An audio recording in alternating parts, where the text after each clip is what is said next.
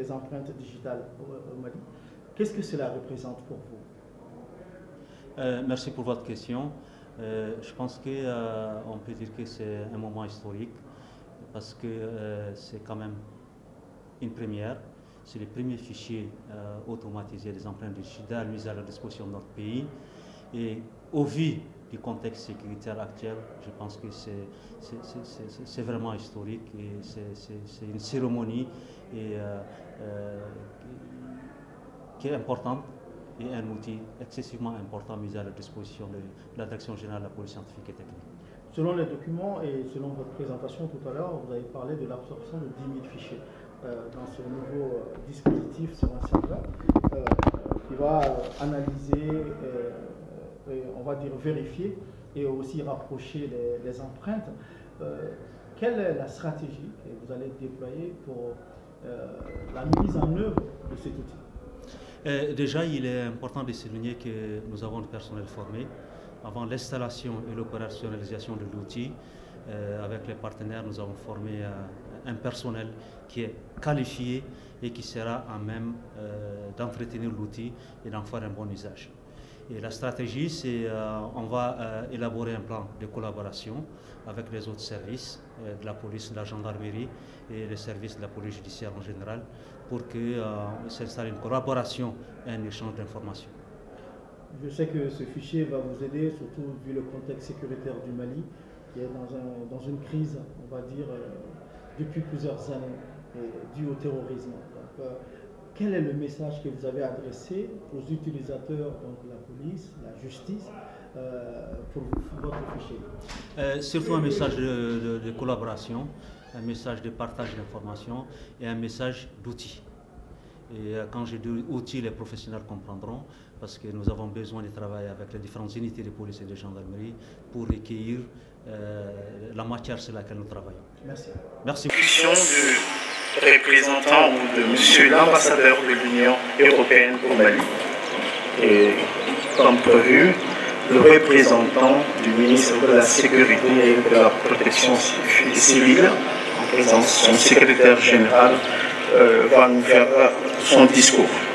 Après cela, Monsieur le directeur général adjoint, Monsieur le représentant du chef d'état-major de la garde nationale, Monsieur le représentant du procureur du pôle judiciaire spécialisé de lutte contre la criminalité transnationale organisée et le terrorisme, Monsieur le chef du projet Civipol, Monsieur le représentant de la chef de la composante police de la MINUSMA, Mesdames et Messieurs, chers collaborateurs et invités, en vos rangs, grades et qualités respectifs, tout protocole observé. Je voudrais tout d'abord vous remercier pour votre participation à cette cérémonie symbolique, mais très significative, et je dirais même historique, car il s'agit du lancement officiel du tout premier fichier national automatisé des empreintes digitales dans notre pays. En effet, dans le cadre de la mise en œuvre du projet d'appui de l'Union européenne en soutien à la composante police de la force conjointe du G5 Sahel, le Mali vient d'acquérir son fichier national des empreintes digitales FNAID, implanté à la Direction générale de la police technique et scientifique. Les 10 programmes d'appui de la composante de la police du G5 se fondent sur notre approche intégrée et cohérente d'appui aux services dédiés à la lutte contre le terrorisme, afin d'assurer la judiciarisation solide et complète d'appui aux services dédiés à la lutte contre le terrorisme. Il a aussi pour but d'assurer, il vise aussi à renforcer l'intégrité de la chaîne pénale malienne depuis la gestion des scènes, des crimes, l'arrestation des criminels, jusqu'à l'instruction des affaires et le jugement des suspects impliqués. Le choix porté sur la DGPTS pour abriter les fichiers nationaux des empreintes digitales n'est pas fortuit. Il procède de sa particularité, spécificité et sensibilité en tant que service central sous tutelle du ministère de la Sécurité et de la Protection civile. La DGPTS, Direction générale de la police technique et scientifique, est chargée en effet d'élaborer les éléments de la politique nationale en matière de criminalistique et des sciences médico-légales et de veiller à l'application de cette politique. Monsieur le secrétaire général, distingué et invité, vous n'êtes pas sans savoir que depuis plus d'une décennie, notre système sécuritaire est mis à rude épreuve suite à la recrudescence de la criminalité qui se manifeste sous plusieurs formes. Pour faire face à cette situation, il est impératif d'adopter nos moyens aux nouvelles formes de criminalité. L'opérationnalisation et l'exploitation du fichier national automatisé des empreintes digitales demeure une nécessité incontournable dans le cadre de la lutte contre l'impunité en général, la criminalité transfrontalière organisée et le terrorisme en particulier, surtout dans le contexte actuel de notre pays. Monsieur le secrétaire général, la mise en œuvre de la base de données du FNAID est encadrée par un décret qui institutionnalise sa création en octroyant sa paternité et sa gestion à la DGPTS, lequel texte juridique fait présentement l'objet d'études au département de la sécurité dont vous avez la charge. S'agissant maintenant du fichier national, il a une capacité de 10 000 fiches et offre des possibilités de 1. Enregistrer des empreintes digitales dans les bases de données. Il s'agit des fiches des cas dactylaires, les empreintes, les prélevées lors de l'interpellation d'un criminel, la création d'une fiche d'empreinte des 10 doigts, les relevés des traces sur la scène d'infraction et le prélèvement d'empreintes digitales par des procédés techniques et scientifiques sur scène d'infraction. Il permet aussi de comparer les empreintes digitales entre elles, notamment les empreintes dactylaires contre d'autres empreintes dactylaires pour vérifier la présence d'un individu dans la base de données. Il permet aussi de vérifier les empreintes dactylaires contre des traces ou fragments d'empreintes digitales recueillis pour confondre les auteurs d'infractions à la loi pénale. Il permet en outre aussi le rapprochement des traces ou fragments d'empreintes digitales contre d'autres traces ou fragments d'empreintes digitales afin de relier les affaires criminelles entre elles. Le fichier national d'empreintes digitales automatisées constitue à cet égard un outil efficace et efficient pour lutter contre la grande criminalité et poursuit le double avantage de permettre à la fois la signalisation des personnes suspectes, mais aussi l'identification formelle des auteurs d'infractions à la loi pénale. Avant de terminer mes propos, permettez-moi, Monsieur le Secrétaire général, de remercier l'Union européenne pour cet outil si important et remercier aussi particulièrement Civipol qui est le maître d'œuvre de cette réalisation. Je vous remercie. Monsieur le directeur général de la police nationale, monsieur le chef de cabinet, monsieur le directeur général de la police technique et scientifique, chers collègues de la MINUSMA, chers collègues de Civipol, mesdames, messieurs, au titre, grades, rang et qualité. Je suis très fier d'être là avec vous parce que cela me permet de féliciter nos partenaires et surtout la police nationale parce qu'elle va rentrer vraiment pleinement maintenant dans le XXIe siècle avec un dispositif qui lui permet d'être nettement plus efficace. Bien entendu, je remercie aussi tous les partenaires, tous les collègues qui ont travaillé ardemment pour réaliser ce dispositif. Quel est notre but commun? Je crois que l'explication de la part du directeur général a déjà été très claire. Nous voulons renforcer la lutte contre le terrorisme. Et cela se fait en mettant sous forme électronique des milliers de fiches qui, jusqu'à présent, se présentaient sous forme papier. Et nous allons nous sommes non seulement en train de donner une forme électronique à des fiches existantes, nous allons y ajouter plusieurs autres, des milliers de nouvelles.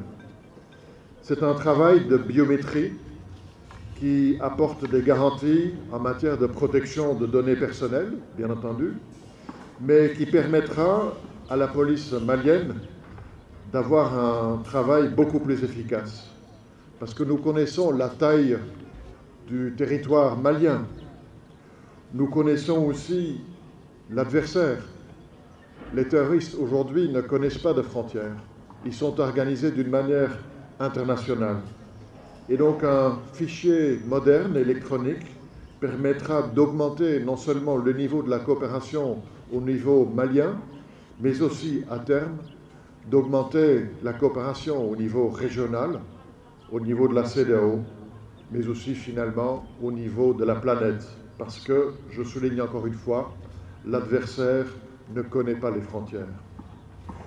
Je crois aussi qu'on pourra améliorer le taux de résolution des affaires judiciaires parce que les preuves matérielles sont essentielles pour éviter non seulement les erreurs judiciaires, mais aussi pour connecter les informations et donc de mieux saisir quels sont les responsables de crimes de terrorisme et d'autres crimes aussi.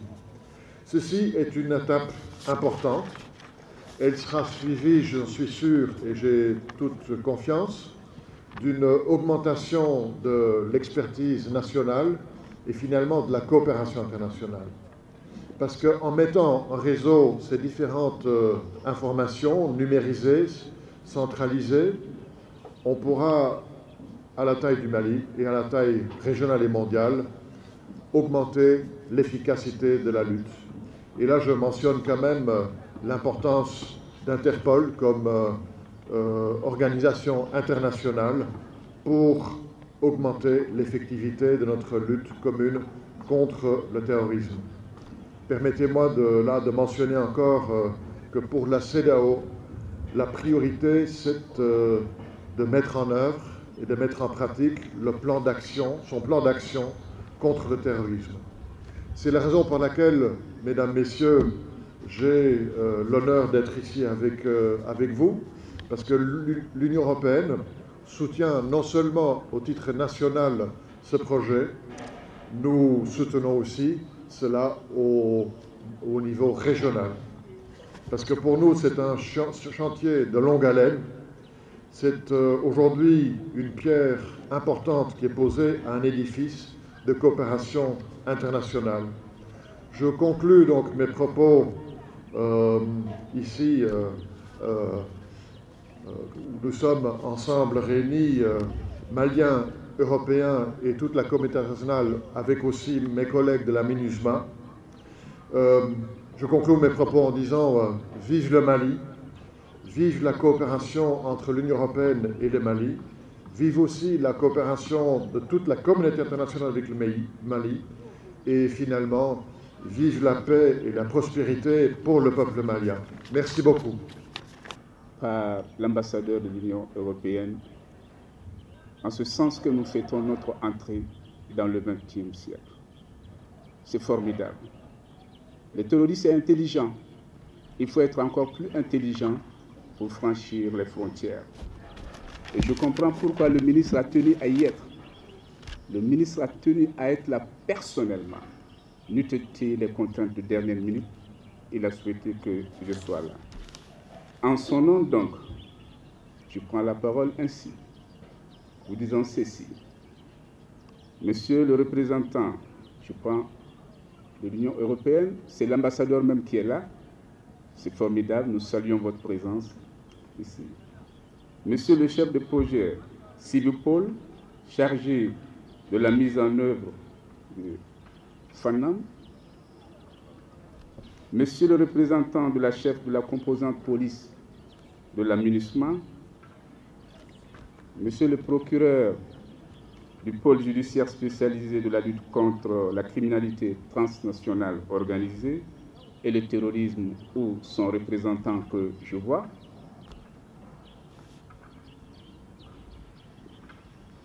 Monsieur le représentant du président de l'autorité de protection des données à caractère personnel, Madame la directrice de la cellule de planification et de statistiques du secteur de la sécurité, merci pour votre présence.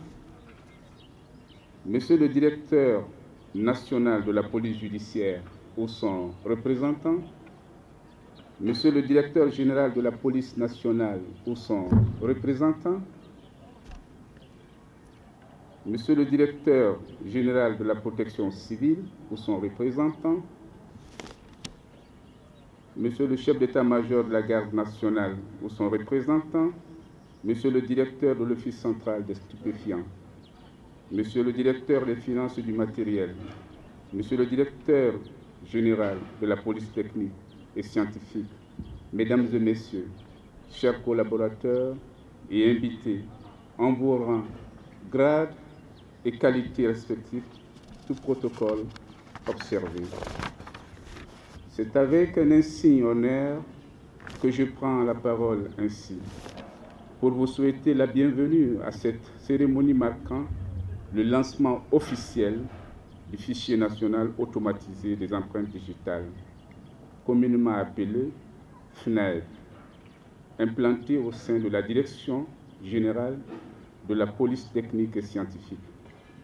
Cette structure, il faut le dire, est chargée de sa gestion et de son contrôle au profit de tous les services d'application de la loi, afin de lutter efficacement contre l'impunité en général et la criminalité transnationale organisée et le terrorisme en particulier, à travers la collecte des données biométriques relatives aux empreintes digitales et photographies judiciaires.